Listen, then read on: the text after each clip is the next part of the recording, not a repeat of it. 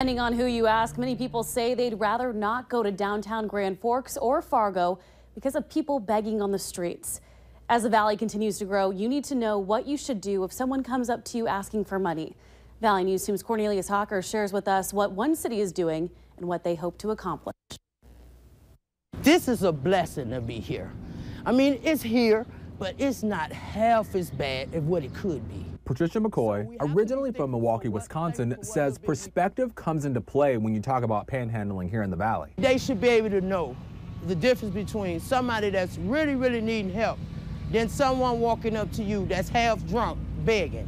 For those uncomfortable trying to figure out the difference, signs in downtown Fargo try to help. These signs, out at times when there's a lot of foot traffic, show there's concern about this issue, and numbers show downtown Fargo is responsible for lots of calls to police for all sorts of crimes. Put in place by the Downtown Partnership Business Improvement District, they remind people that it's okay to say no to panhandlers. They encourage you to get a hold of the FM Coalition for Homeless Persons if you really want to help the less fortunate in our community. There may be some people out here that really need somewhere to stay, but they can't get that because of the people that's begging for the alcohol and you know, whatever. McCoy says the signs are great, but believes talking to and encouraging panhandlers and those on the street begging is also part of the solution. I've had many downfalls in my life, but I didn't let that stop me.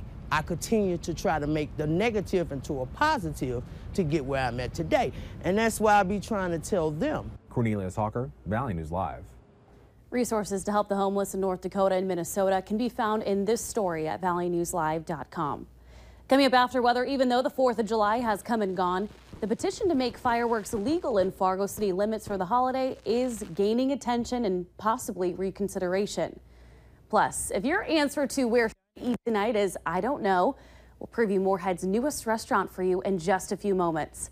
But first, Robert, it's an absolutely beautiful start to our weekend. Is it going to stay that way? Yeah, great start to the weekend. At least half of the weekend is going to be nice. A live look outside on the CorwinAuto.com Valley Skycam, part of the Storm Team Skycam Network. Sun getting ready to set here in about 22 minutes or so here in the Fargo-Moorhead area. We saw lots of sunshine today. We're going to see a lot of sunshine as we head through your Saturday. 72 right now, winds out of the north and northwest, light at around 6 miles per hour. Temperatures elsewhere across the region, a mix of some 60s and some 70s, right at 70 in Langdon and Valley City, also 70 in Fergus Falls, 67 Bemidji, 67 up in the Vidette area. Winds, they become much lighter, and they'll stay light tonight, and they'll kick up just a bit out of the west and northwest as we head through your Saturday. Cloud cover, hardly any clouds to speak of, just a few clouds from time to time tonight and through the day tomorrow. Underneath what few clouds we do have, no precipitation out there, not anticipated tonight nor tomorrow, but by tomorrow night and on into Sunday, may see not one but 2 rounds of some rain. Some strong and even severe thunderstorms making their way through southwestern South Dakota, moving away from us across the national map. A couple more severe storms in Nebraska, Kansas, and the southeastern parts of Colorado. Elsewhere, some dying showers into the Rockies off toward the east. What's left of a severe thunderstorm watch continues for parts of northern Kentucky. For us, as we head through the rest of the night, what you see is what you get. So mostly clear skies out there and some mild conditions. We're going to dip down into the 50s and 60s as we head into your Saturday morning. As we head through the day, again, some west to northwest winds as we head through the day tomorrow. Lots of sunshine, and those temperatures are going to warm on up. Tomorrow, a bit warmer than today by maybe 3 to 5 degrees. Mostly sunny for most of the day. Then by late in the day, we'll start to see just a bit of cloudiness making its way in from the northwest. Northern Lights, a decent shot at Northern Lights tomorrow night. So if we can keep the clouds away, take a gander off toward the north, and you may see some of those lights. Marginal risk for Sunday for a chance for some severe storms. The first round of showers and storms on Sunday, mainly up in northern Minnesota. Those will be weak, but later in the day may see a refire of storms that could be strong and severe in parts of the Southern Valley. This area will likely change, so keep it tuned to the latest forecast. Here in Fargo, we're going to start off the day into the lower 60s by lunchtime. We're going to warm it up quickly to right around 80 degrees, and later on, with mostly sunny skies and a bit of a northwesterly breeze, mid-80s. Picture of the day, a gorgeous shot. Nighttime thunderstorm here in the Fargo-Moorhead area. We may see some of that on Sunday. Thanks to Glenn for sending that and going to use that as the background to our 7-day forecast. And again, a nice start to the weekend, but that chance for a few storms on a Sunday. 1 or 2 of those could be strong and perhaps severe. A break in the action Monday. More showers and storms late Tuesday and early Wednesday. And again on Friday, the heat returns next week with highs in the 80s and low 90s. Oh, sounds good. Yeah. All right, thank you, Robert. You got it. Now we're getting breaking news just into our newsroom. One person is being treated for injuries after a rollover crash north of Fargo. Police were called out to the crash on a gravel road near 25th Street and 52nd Avenue North, 8 o'clock tonight. Investigators say the vehicle fishtailed on the gravel and then rolled into the ditch. One woman was hurt in the crash, but 2 passengers made it out without being hurt. Officials are not sure of the woman's condition at this time, but authorities say speed likely played a factor in the crash, and they do not believe drugs or alcohol were involved. It's Friday, and it's time to take a look at this week's Valley's Most Wanted. Fargo police say Brandon Brown is wanted for possession of a controlled substance and possession of drug paraphernalia. Be sure to call your local law enforcement if you have any information on Brown. And to date, the Valley's Most Wanted program has helped police make more than 580 arrests. A Fargo man is facing terrorizing charges after police say he pulled the fire alarm at the police station. 21-year-old Drew Christensen is also facing criminal mischief charges. Police say that Christensen went to the police department to file a report, but then became annoyed while he waited. He then ripped the thermostat off of the wall, smashed it on the floor, and then pulled the fire alarm. The entire building was evacuated for a short time on Wednesday night. A semi blocked northbound traffic for a time near the Bowler this afternoon in South Fargo. A semi-truck was trying to make a wide right turn as an SUV also tried to turn in the right lane when the two collided. Both vehicles had minor damage in the crash. No one was hurt and no one was ticketed. West Nile is confirmed here in a mosquito sample checked late last night. Cass County Vector Control says there's no reason to panic at this time, despite the virus proving deadly in the past years. This is not the typical time for either year for West Nile to come around. The virus-carrying mosquitoes don't peak for another month yet, but one critter control company says they've been busy. We're still plenty busy, especially with this new West Nile threat. We have been seeing a lot of increased calls. New rainfall brings in a ton of mosquitoes. It's always a good idea to protect your yard against mosquitoes and ticks. And while it's not exactly realistic to stay indoors during peak bug hours, experts still recommend products with DEET. And if you're still going to get bit, find something with a higher percentage.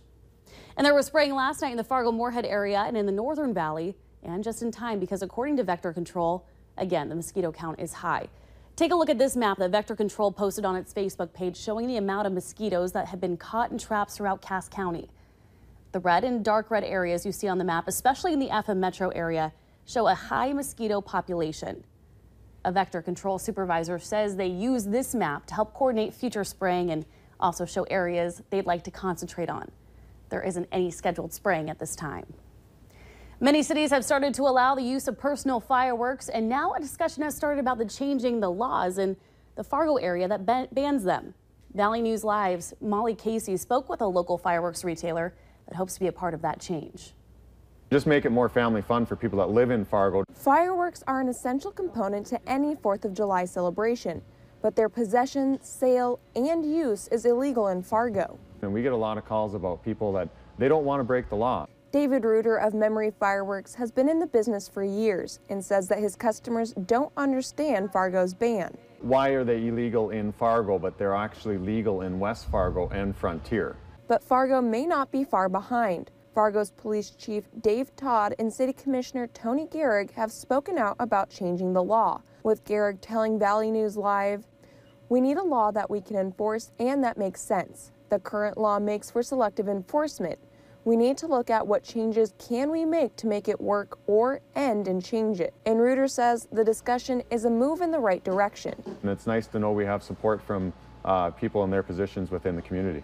Memory Fireworks collected signatures from customers for a petition they hope will spur the law's change. Our petition is to make it legal for the 4th of July and New Year's. And it may help law enforcement too. From July 1st to the 5th, Fargo PD responded to 215 fireworks calls. But during that time, they also received calls for burglaries, assaults, and more. I think there's other concerns that our police force can be worrying about. Reuter will present the petition and signatures to City Council in 2 weeks and says he and his customers have a reasonable request. 2 days a year isn't asking a lot. From Horace, Molly Casey, Valley News Live. The dispatchers say fireworks complaints are pushed to the bottom of their list compared to emergency responders that have to deal with Minnesotans looking to renew vehicle tabs or replace license plates will find the service unavailable for several days later this month as the state is upgrading its IT system. From July 20th to the 24th, Minnesota residents won't be able to update their tabs, get a license plate, or apply for a vehicle title at driver and vehicle services offices all around the state. Online services will be unavailable even longer. That's from the 17th to the 24th. Driver's licensing operations will not be affected except on Saturday, July 22nd. Officials say the upgrade should eventually make the process of updating your vehicle tabs or renewing your driver's license a more pleasant experience for everyone involved. In tonight's What Is It? A new restaurant has popped up near the Moorhead Center Mall, and it's replacing Sorello's. This spot aims to give its customers something a little bit different. Valley News Team's Clint DeRose tells us what they have had to do to overcome to get to this point. IDK is a new fine dining and casual lunch restaurant serving everything from lamb chops to swordfish. Something different. Everyone's looking for a different experience and a different taste.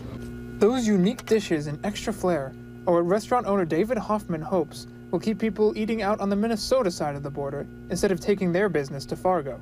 Because Moorhead's been wanting more restaurants, more fine dining places, and we just happened to stumble across this place. After David and everyone else involved in the project found the location, they got to work renovating and fixing up the place to make it somewhere warm and welcoming. They also credit their employees with making this dream restaurant of theirs a reality. I don't think we could have a better crew. It's they've come out of the woodwork. We didn't think that we would have this much of a reaction, but I think it was just meant to be.